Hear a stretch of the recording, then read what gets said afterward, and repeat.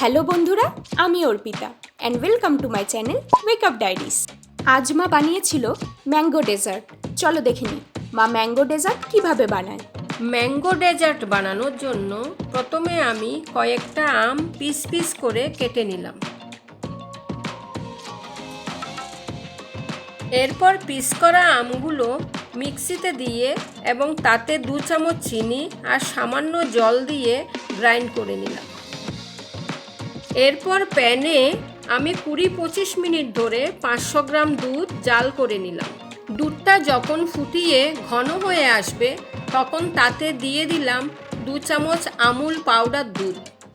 আরও বেশ কিছুক্ষণ নাড়িয়ে চাড়িয়ে নেওয়ার পর দিয়ে দিলাম 2 চামচ চিনি।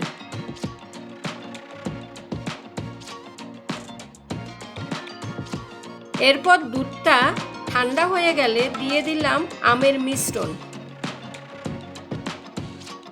এরপর মিশ্রণটা 20 মিনিট ধরে ভালোভাবে ফুটিয়ে নিলাম।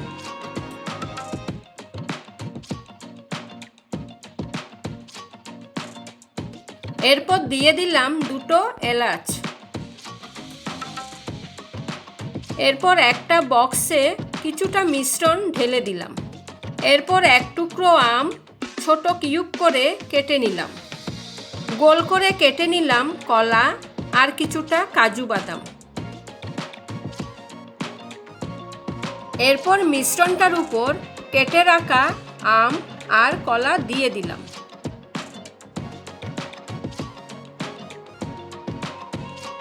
টপিংয়ের জন্য ছড়িয়ে দিলাম স্লাইস করা কাজু বাদাম।